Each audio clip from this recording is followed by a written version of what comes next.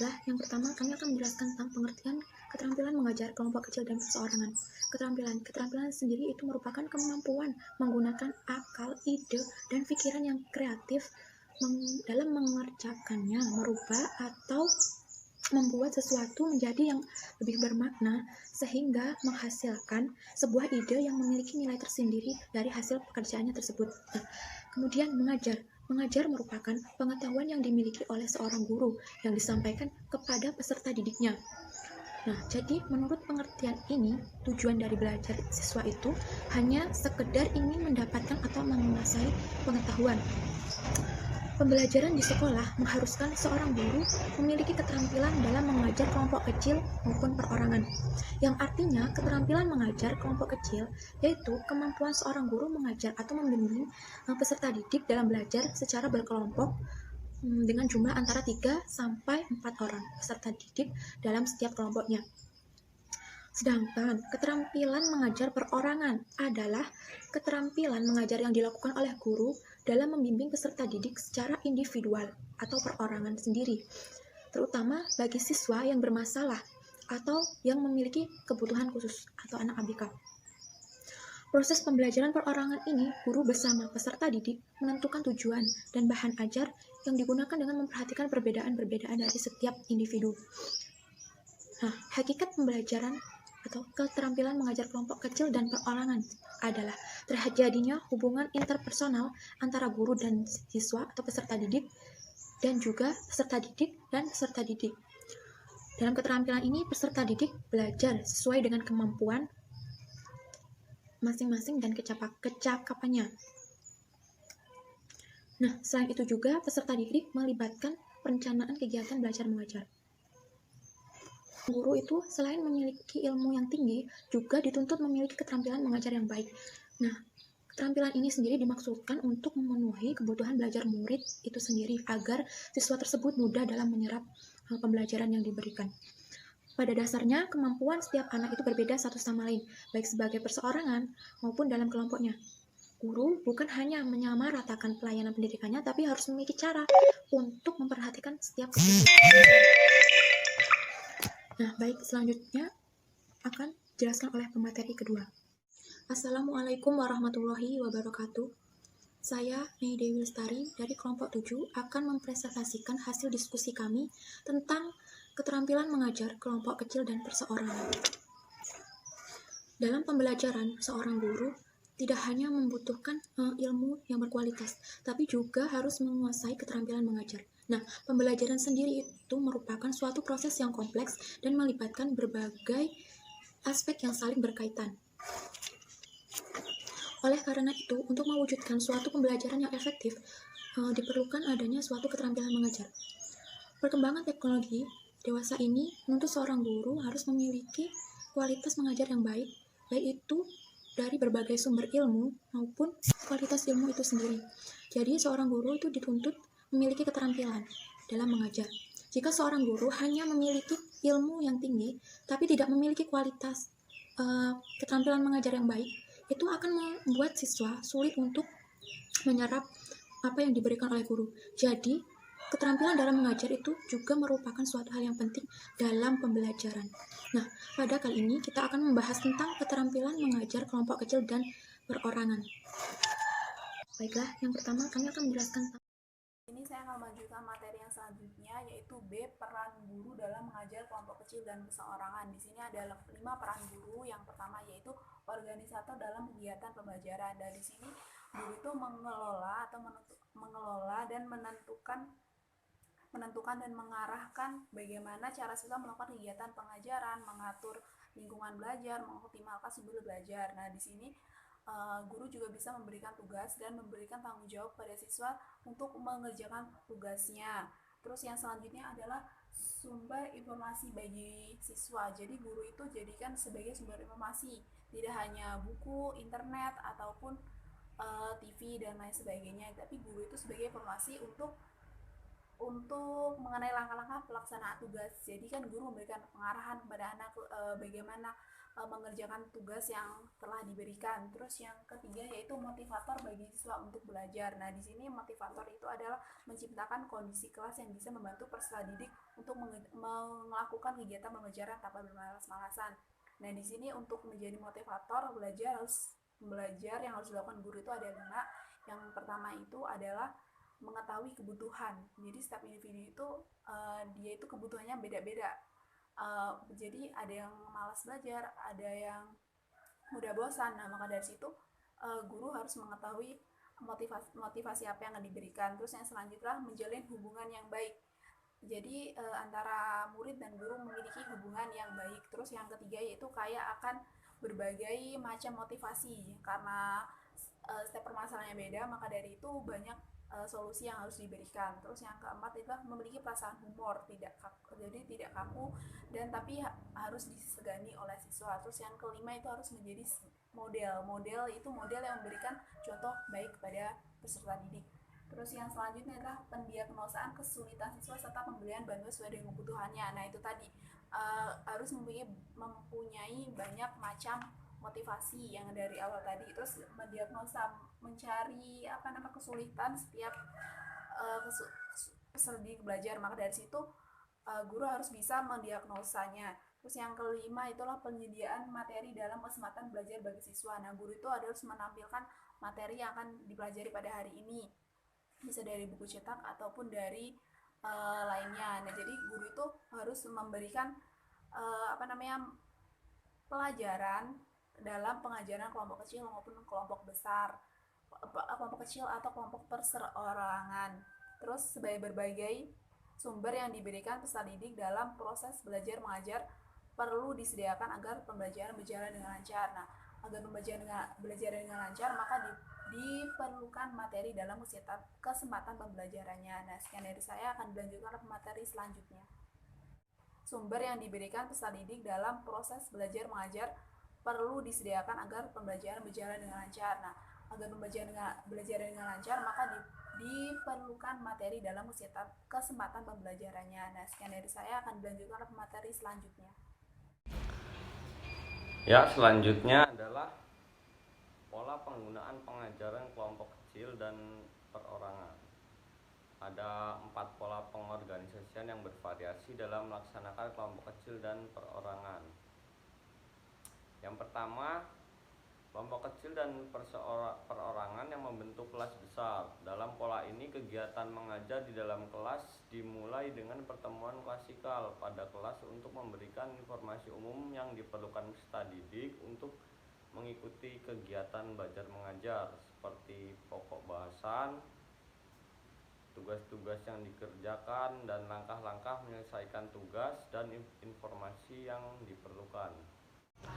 Dan yang kedua itu ada kelompok kecil dan kelompok kecil yang membentuk kelas besar. Dalam pola ini, yang pertama, siswa mengikuti penjelasan secara klasikal mengenai pokok-pokok bahasan yang akan dipelajari dan tugas-tugas yang akan dikerjakan serta langkah-langkah mengerjakan tugas. Yang kedua, peserta didik diminta untuk bekerja dalam kelompok-kelompok kecil untuk mengerjakan tugas yang diberikan guru. Lalu siswa diminta untuk melaporkan hasilnya ke kelas.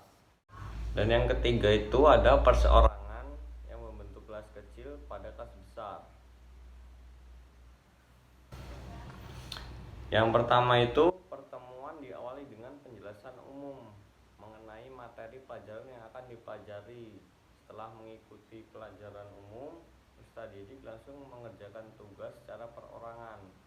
Lalu siswa diminta untuk bergabung dengan kelompok kecil untuk membahas hasil yang telah diperoleh dari bekerja secara perorangan untuk didiskusikan bersama dalam kelompok kecil tersebut. Lalu peserta didik diminta untuk melaporkan hasil yang telah diperoleh kepada seluruh kelas. Yang keempat itu ada perseorangan dengan perseorangan yang membentuk kelas besar. Dalam pola ini dimulai dengan pemberian penjelasan umum kepada siswa yang mengenai materi yang akan dipelajari. Setelah itu, siswa diminta melaksanakan tugas yang diberikan guru secara perseorangan atau individu. Kemudian peserta didik diminta untuk melaporkannya di kelas, semacam presentasi tapi individual. Selanjutnya D, komponen keterampilan mengajar kelompok kecil dan perorangan. Dalam keterampilan mengajar kelompok kecil dan perorangan ada beberapa tahapan yang harus dimiliki guru, yaitu 1. Keterampilan mengadakan pendekatan pribadi. Dalam keterampilan ini, guru harus memiliki keterampilan komunikasi yang baik kepada peserta didik dengan menunjukkan kehangatan dan kepekaan terhadap peserta didik, mendengarkan dengan penuh rasa simpati, merespon secara positif peserta didik, dan menunjukkan kesiapan serta kesediaan untuk menerima peserta didik dengan penuh pengertian. Lalu selanjutnya yang kedua yaitu keterampilan mengorganisasikan kegiatan pembelajaran. Dalam hal ini, keterampilan yang harus dimiliki oleh guru yaitu memberikan orientasi umum tentang tujuan, tugas, dan cara mengerjakannya, membentuk kelompok yang tepat, mengkoordinasikan kegiatan, membagi perhatian pada peserta didik, serta memberi kebutuhan peserta didik dan mengakhirinya dengan kulminasi. Selanjutnya 3. Keterampilan membimbing dan memberi kemudahan belajar. Hal ini dapat dilakukan apabila guru memiliki keterampilan memberi penguatan secara tepat, melaksanakan supervisi awal, lalu melaksanakan supervisi lanjutan, serta melaksanakan supervisi pemanduan. Lalu yang keempat ada keterampilan merancang dan melaksanakan kegiatan belajar. Tugas guru yang utama dalam keterampilan ini adalah membantu siswa melakukan kegiatan baik secara perseorangan ataupun kelompok. Untuk itu, guru harus mampu memberi perencanaan pembelajaran yang tepat bagi siswa. Selanjutnya yang E, prinsip dalam mengajar kelompok dan perorangan. Dalam mengajar kelompok kecil dan perorangan, guru harus memperhatikan hal-hal. Yang pertama, guru yang tersedia mengajar secara klasikal sebaiknya mulai belajar mengajar dengan menggunakan kelompok kecil dan perorangan. Yang B, tidak semua topik dapat dipelajari secara efektif dalam kelompok kecil maupun perorangan. Yang C, pengorganisasian peserta didik, sumber materi, serta waktu merupakan langkah pertama yang diperhatikan guru. Yang D, kegiatan pembelajaran harus diakhiri dengan kulminasi. Yang E, dalam pengajaran perorangan perlu mengenal peserta didik secara pribadi. Nah, di sini saya akan mempraktekkan bagaimana cara mengelola kelompok kecil dan perseorangan. Yang pertama, kita harus tahu 4 komponen dan 4 keterampilan yang harus kita miliki, yaitu keterampilan yang pertama yaitu keterampilan mengadakan pendekatan secara pribadi kepada peserta didik. Berarti di sini tuh supaya anak itu bisa mengumpulkan pendapat. Jadi kita dengan peserta didik harus kenal dan kita kenal secara pribadinya juga. Terus yang kedua itu adalah keterampilan mengorganisasikan. Nah, keterampilan mengorganisasikan itu apa saja? Salah satunya adalah menjelaskan langkah-langkah pembelajaran, menjelaskan hari ini kita akan belajar apa, membagi kelompok, dan memberikan perhatian kepada peserta didik. Nah, ada lain lagi. Terus yang ketiga yaitu keterampilan untuk membimbing dan memudahkan pembelajaran. Nah, di sini cara yang bisa dilakukan adalah memberikan supervisi di awal pembelajaran, di proses, dan di akhir pembelajaran. Terus yang ketiga adalah merencanakan dan melaksanakan proses pembelajaran. Nah, di sini kan kegiatan pembelajaran ini apa saja, nah itu harus bisa. Terus kita akan mempraktekkan bagaimana cara mengolahnya. Nah, karena kita social distancing, jadi kita nggak bisa untuk mengumpulkan anak kecil, maka dari situ saya memberikan spidol ini kita anggap anak kecil atau peserta didik yang bisa kita contohkan. Nah, contohnya yang pertama yaitu kita masuk di tengah pembelajaran, yaitu memberikan materi, yaitu memberikan materi apa yang kita bahas pada hari ini. Contohnya hari ini kita akan belajar tentang bagian-bagian pada tumbuhan. Nah, berarti kita menjelaskan hari pembagian tumbuhan. Bagian tumbuhan apa saja, yaitu akar, batang, daun, bunga, dan buah. Nah, kita memberikan penjelasan kepada peserta didik tentang itu. Nah, setelah itu hari ini kita akan membagikan kelompok. Nah, kelompoknya yaitu kita bisa membaginya sesuai absen, bisa membaginya secara berhitung. Jadi kelompok itu harus heterogen, nggak boleh ada yang sama. Ini contohnya kelompok 1. kelompok 2, 3 orang ya, kelompok 4 dan kelompok 5. Nah, di sini setiap kelompok itu kita kasih nama. Namanya contohnya ini bunga mawar, ini kelompok bunga mawar, ini kelompok bunga melati, ini kelompok bunga matahari. Setelah kita memberikan nama kepada kelompok-kelompok ini, selanjutnya kita menjelaskan langkah-langkah tugasnya. Tugasnya itu apa saja? Oh, kelompok ini mawar diberikan tugas untuk menjelaskan fungsi dan manfaat akar pada tumbuhan. Terus yang selanjutnya yaitu manfaat fungsi pada batang. Terus yang menjelaskan fungsi dan manfaat akar pada tumbuhan. Terus yang selanjutnya yaitu manfaat fungsi pada batang. Terus yang selanjutnya sini pada bunga. Nah, kita kan udah memberikan kelompoknya dan kelompok selanjutnya. Nah, setelah kita memberikan tugas pada kelompok ini, kita menjelaskan langkah-langkah apa saja yang harus dilakukan. Nah, setelahnya itu, setelah kita biarkan tuh berdiskusi, nah guru tuh juga harus berkeliling mengecek antara kelompok-kelompok ini. Adakah kesulitan di antara kelompok ini? Kalau ada kesulitan, maka kita akan memberikan solusi. Solusinya itu bukan memberikan jawaban ya, solusinya itu kayak bagaimana, solusinya itu langkahnya, cara menyelesaikannya itu bagaimana. Ada kesulitannya itu di mana? Oh, anak itu nggak tahu akar itu ke apa gitu. Nah, kita harus memberikan solusinya dengan cara kita buka buku, kita lihat di buku itu ada gambar. Nah, itu salah satu solusinya. Atau anak itu sulit untuk berdiskusi. Nah, ini kan salah satu sulitannya ya. Terus kita harus memberikan pengarahan. Nah, kalau kelompok itu kita harus bekerja sama supaya kelompok ini berhasil. Nah, setelahnya kita memberikan ini kita mengecek kesulitan apa yang ada. Terus selanjutnya kita itu tanya, udah selesai belum? Kalau sudah selesai, ayo kita presentasikan di depan setiap masing-masing kelompoknya. Terus setelah itu, setelah kita memberikan ini, kita mengkomunikasikan sudah.